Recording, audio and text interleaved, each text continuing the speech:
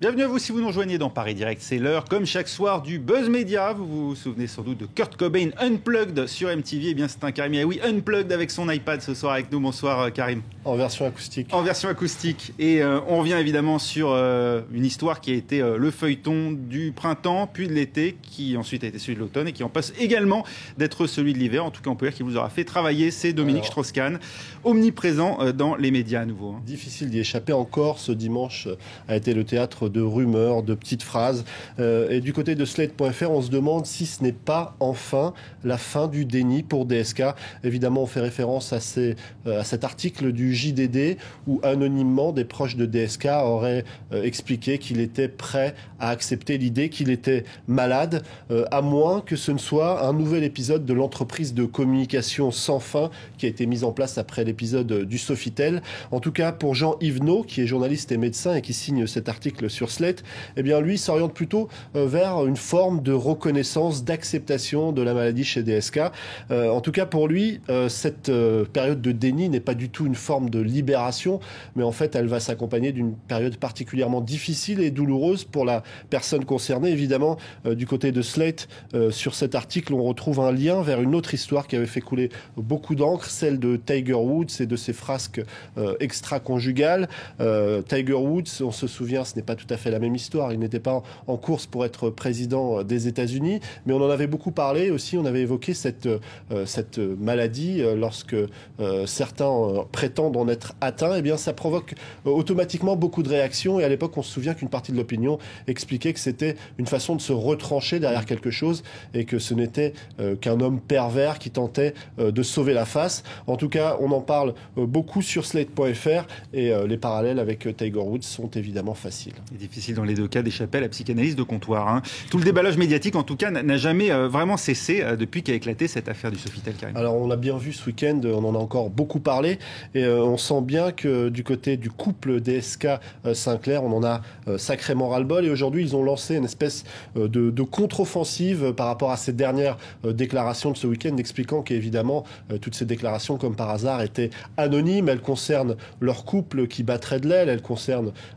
évidemment Dominique Strauss-Kahn qui accepterait d'être malade. Difficile d'imaginer que l'affaire DSK va quitter les médias, d'autant plus qu'il y a cette affaire du Carlton où DSK pourrait être entendu comme témoin assisté, mais aussi peut-être sous le régime de la garde à vue. Et ça pourrait encore provoquer de nouveaux épisodes et de nouvelles réactions, de nouvelles rumeurs. Donc on n'est pas prêt d'en sortir. Et celui qui a succédé à DSK comme favori, puis aujourd'hui candidat du Parti Socialiste, est à son tour la cible dans les médias. Alors c'est François Hollande, on sait qu'il avait parlé d'une espèce de diète médiatique après son parcours pendant les primaires socialistes. Et là, à peine s'exprime-t-il, notamment sur le triple A de la France, que tout le monde lui tombe dessus. Beaucoup lui reprochent de jouer la défaite face au marché. À gauche, même Mélenchon s'en est pris à François Hollande. Il l'a qualifié de capitaine de pédalo. Ce n'est pas très sympa. Alors, sur cette photo, on le voit à côté d'un éléphant, et ça tombe bien parce que le sobriquet dont a hérité François Hollande ce dimanche, c'est celui de Babar, qu'on présente comme le roi des éléphants. Ça tombe plutôt bien. PS, évidemment, c'est à ça que ça fait référence. C'est un petit peu facile, diront certains. En tout cas, ce personnage de bande dessinée a inspiré Luc Châtel, puisque c'est lui qui présente François Hollande comme un Babar. Il explique qu'en fait, c'est un sympathique roi des éléphants. C'est l'histoire qu'on raconte aux enfants pour les endormir.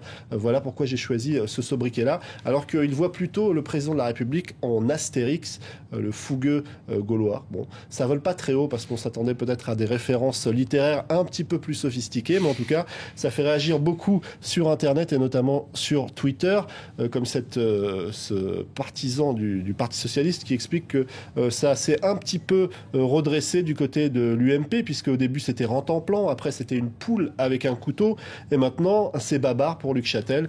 Et puis il y a ce partisan sans doute aussi du Parti Socialiste qui dit « Est-ce que Babar n'est pas ce sympathique roi des éléphants qui a fait beaucoup pour son peuple ?» C'est un petit peu la conclusion de Slate qui explique que si on revient sur le parcours et l'histoire de ce sympathique éléphant, il n'y a pas de quoi rougir. En tout cas, ça a fait couler beaucoup d'encre. On se demande un petit peu pourquoi. Autre question à présent, quand même, qui en veut au Anonymous ? Alors, c'est à découvrir sur le site du poste.fr. Pendant quelques heures, ceux qui tentaient de se connecter sur le portail de la chaîne BFM TV découvraient une étrange vidéo dont on va découvrir quelques images ensemble. Alors, quelques images où on peut voir d'anciens présidents et le président actuel de la République. En fait, cette attaque a été revendiquée par un groupe qui s'appelle le projet Voxel. Et en fait, ils veulent s'en prendre non pas à la République française, mais aux Anonymous. Ils ont annoncé pour le 25 décembre des révélations fracassantes, notamment l'identité de certains. C'est un groupe qui se dit patriote, qui veut défendre la France, ses industries et ses industries numériques. Mais tout de même, le message qu'on pouvait lire était rédigé dans un français un petit peu approximatif et l'adresse de contact est hébergée en Russie, ce qui fait qu'on se pose pas mal de questions sur l'authenticité ou le sérieux de cette attaque, de cette cyberattaque contre BFM TV. À suivre. Donc, comment appelle-t-on les habitants de la Somme, Karim? Alors, à votre avis, comment on les appelle? Aucune idée. Ah bah, c'est pas compliqué. Pour l'instant, on les appelle les habitants de la Somme. Et c'est bien ça qui pose problème, rappelle le courrier Picard. Parce que, pour certains, eh bien, ils n'ont pas de nom d'usage, alors que dans l'Oise, par exemple, on a des Isariens, dans l'Aisne des Axonais et dans la Somme, rien du tout. Alors, le président PS du Conseil général a lancé une opération pour combler ce manquement grave. Alors, dans une première phase, les habitants pourront proposer des noms pendant 13 jours jusqu'au 27 novembre via un site internet. Aujourd'hui, on peut aussi se procurer des coupons pour pouvoir répondre, pour pouvoir choisir le nom qu'on aimerait bien avoir en tant qu'habitant de cette région. Ça sera diffusé via un magazine qui s'appelle Vivre en Somme, qui est diffusé à 267 000 exemplaires.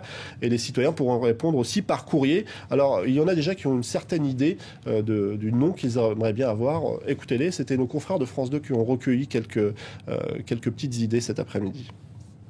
Les Sommois me semblent tout à fait bien, monsieur. Ouais. Somme, rien du tout, je les appellerais les habitants de la Somme. Les habitants de la Somme, les Sommiers. Les Samariens, c'est très beau. Ça, c'est à proposer. On aime beaucoup les sommiers. On aime beaucoup les sommiers. En tout cas, ça sera, le choix sera fait le 1er janvier 2012. Il y a les sommiers, il y avait aussi les somnambules ou les sommeliers. On verra ce que ça donne dans quelques semaines. Merci beaucoup. Ce ne sont pas des noms à coucher dehors, comme on dit, Karim Yaoui. C'était le Buzz Média. Restez avec nous tout de suite sur le net.